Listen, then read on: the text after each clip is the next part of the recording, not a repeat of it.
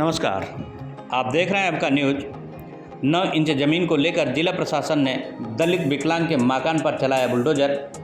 विधायक ने प्रमुख सचिव से की शिकायत। लखनऊ से पहुंची जांच टीम। जी हां, यूपी के फतेहपुर जिले के बरमतपुर गांव में 17 जुलाई 2025 को जिला प्रशासन ने 9 इंच ज़मीन के विवाद को लेकर एक दलित विकलांग दंपत्ति सहित 6 परिवारों के मकानों पर बुलडोजर चलाकर उन्हें ध्वस्त कर दिया।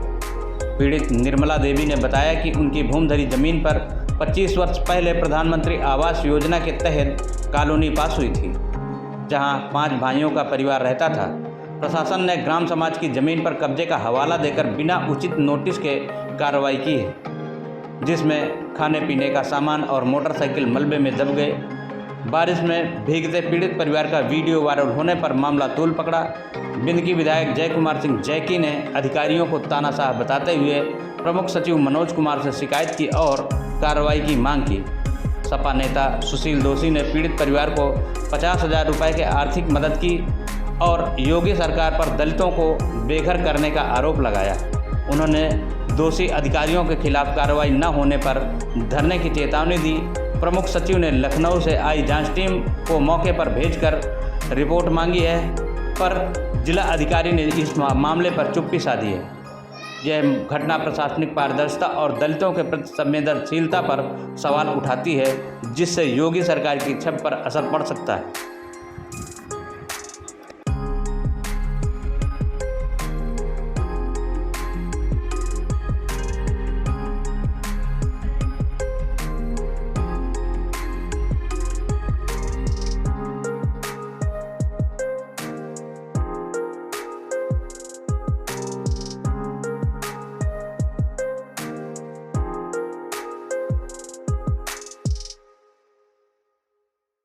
कान जेसीबी लगा के गिरा दिया गया, जिसमें बताया जा रहा है कि जिला प्रशासन के द्वारा यहाँ पे विदाउट नोटिस दिए हुए उसके मकान को गिराया गया। इसमें बताया जा रहा है कि 9 इंच दीवार को लेकर के बस खाली गिराया गया। क्या था पूरा मामला?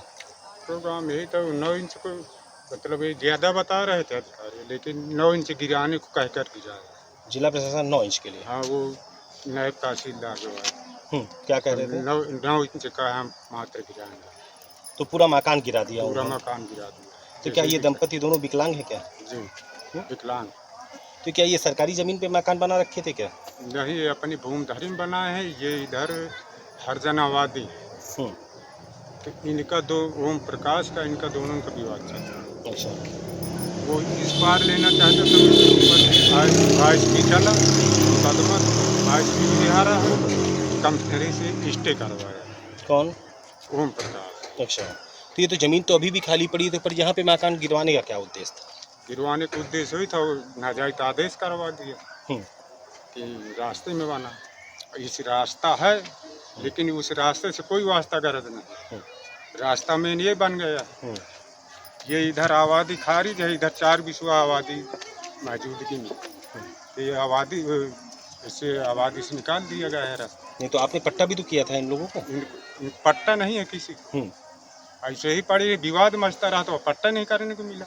अच्छा, तो मतलब जो जीएस की जमीन थी खाली, वो खाली ही पड़ी? खाली ही पड़ी। ये इनका मकान अपनी भूमधरी में बना। क्या इनको प्रधानमंत्री आवास योजना से इनको मकान भी मिला था क्या? हाँ, सन 97-98 में हम जब आवास आते थे 20,000 तो दुखिया के नाम हम दिया था इनकी माँ के नाम।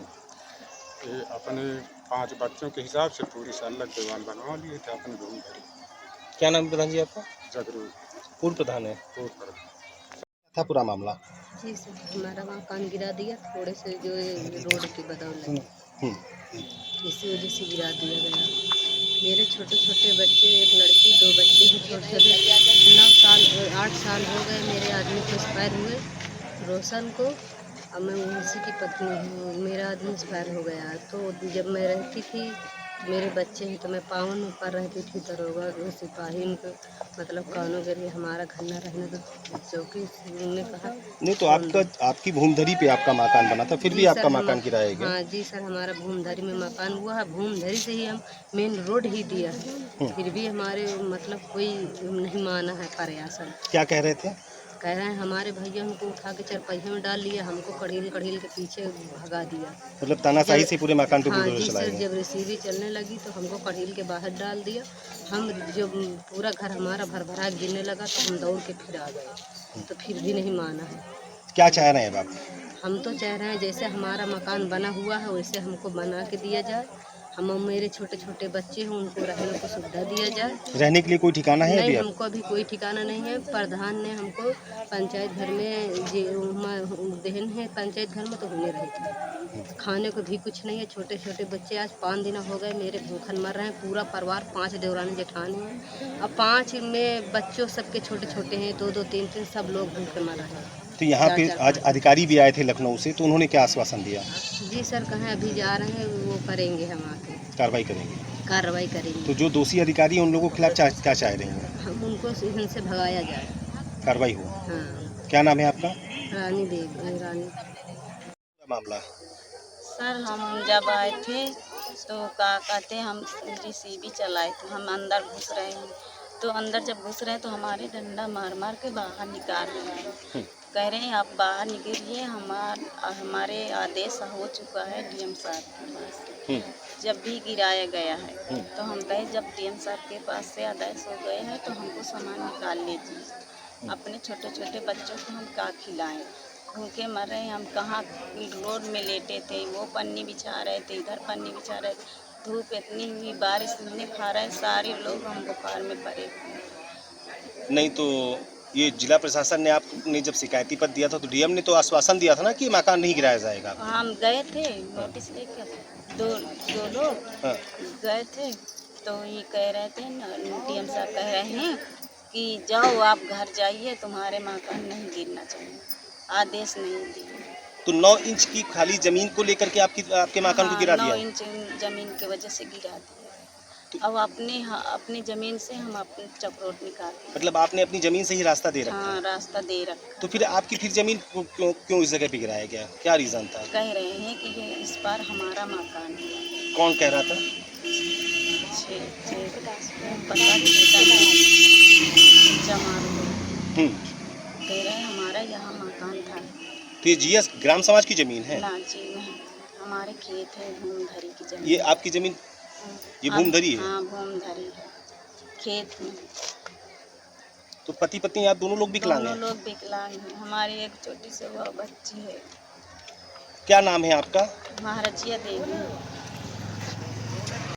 आज जिस तरीके से जिला प्रशासन ने तानाशाही करके एक मकान पर बुलडोजर चला दिया, महज 9 इंच जमीन को लेकर के, आप विपक्ष में आज पीड़ित परिवार से मिलने भी गए थे, उनको मदद भी करके आए, क्या था पूरा मामला? ये जैसे ही हमको जानकारी हुई, ये SC समाज का है परिवार और ये 3 दिन से कलेक्ट्रेट पे धरना पे भी बैठे रहे, लेकिन प्रशासन ने इनकी सुनवाई नहीं किया।